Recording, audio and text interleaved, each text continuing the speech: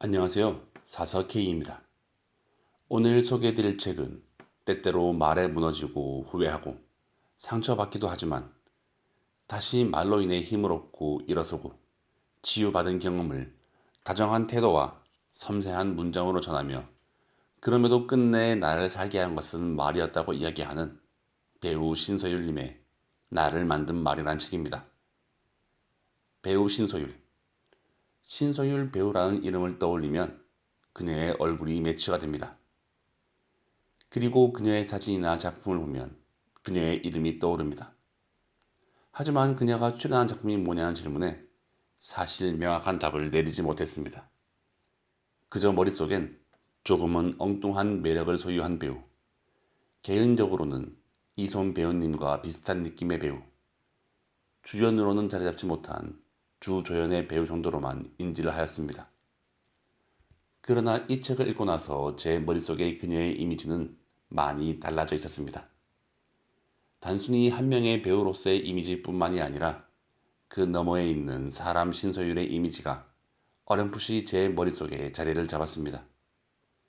제가 이 한 권의 책으로 그녀 전부를 이해하고 알지는 못하기에 아직은 어렴풋이 말이죠. 하지만 하나 명확한 것은 엉뚱해 보이고 밝아 보이는 그녀의 모습 이면에 또 다른 그녀의 모습이 있다는 것이었습니다. 배우 신서율이 아닌 사람 신서율을 이해하러 떠나보도록 하겠습니다.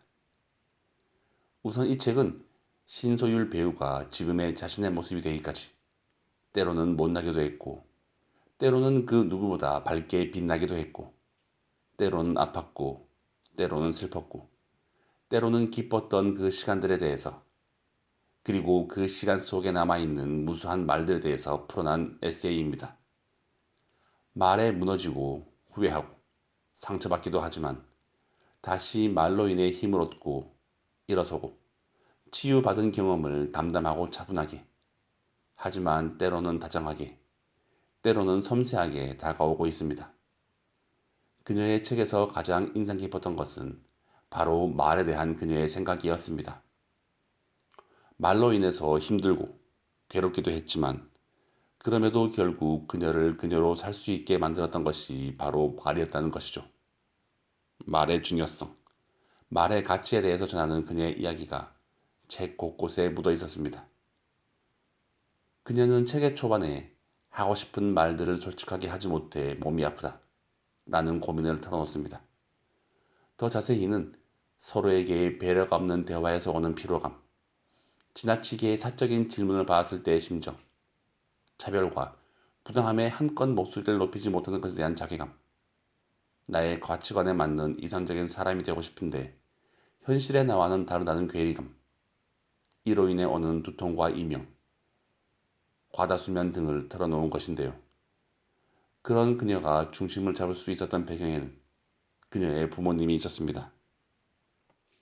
융통성이 없고 고지식하다는 이야기가 실은 좋은 뜻으로 사용되지는 않지 않냐며 사회성이 부족할 수도 있다는 이야기일 수도 있지 않나며 스스로를 깎아내리는 평가를 하는 그녀에게 그녀의 부모님은 자라는 동안 큰 문제를 일으킨 적도 없고 혼자 소가리는 할지언정 타인과 분쟁을 일으키는 일은 거의 없지 않냐고 상황에 따라 달라지는 유연한 사람도 마냥 좋아 보이지는 않는다면서 융통성이 없고 고지식한 것이 오히려 아무나 가지지 못하는 장점이 될 수도 있다 라고 이야기를 전했다고 합니다. 그리고 그 말이 고지식한 그녀가 고지식하게 살 수 있었던 원동력이 아니었나 생각을 합니다. 더불어 책에서 가장 기억나는 문구는 모든 사람에게 나를 이해시킬 수는 없다.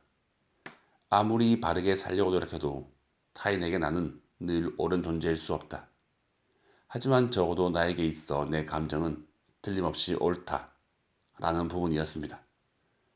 때로는 셀프 가스라이팅을 한 자신에 대해서 점점 너그러워지고 그럼에도 그 속에서 중심을 잘 잡을 수 있었던 그녀 이야기의 핵심 중에 하나가 아닐까요? 나에게만큼은 옳다. 이것 그 이상의 가치가 과연 무엇이 있을까요?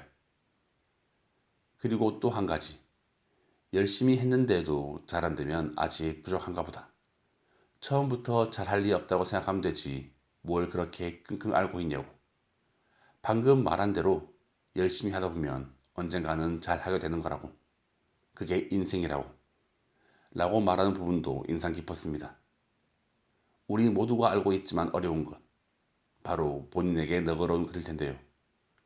누구나 다 처음은 있다고. 그렇기에 인정하고 앞으로 나아가면 될 뿐이라고. 그러다 보면 점점 실력이 늘고 잘하게 되는 것이 인생이라고 이야기하는 그녀의 이야기는 크진 않지만 잔잔한 울림으로 남아 있습니다. 이 외에도 그녀를 만든 여러 가지 말들이 책 속에서는 전해지고 있습니다.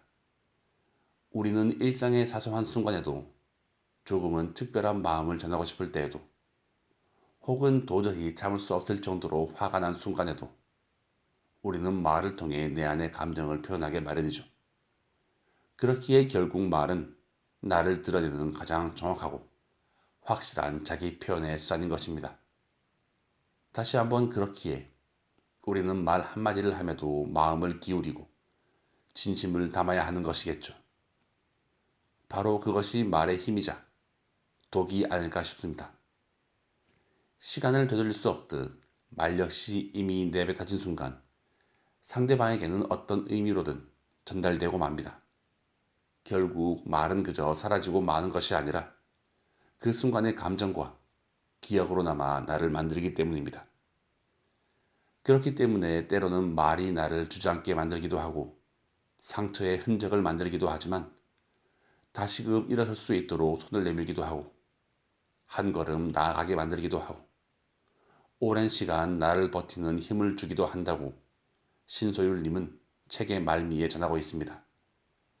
말은 아름답고 소중하지만 늘 날이 서 있고 서슬이 버럭히에 가끔 칼 끝에 독이 묻어 있기에 그녀에게 있어 말은 칼이라며 칼처럼 말 또한 누군가를 살리기도 반대가 되기도 한다고 전하고 있습니다.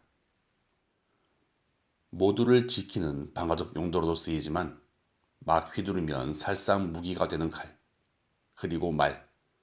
그녀의 이야기를 통해 우리는 말을 어떻게 쓰는 게 우리 모두에게 이로울지 생각해 볼 수 있을 것입니다.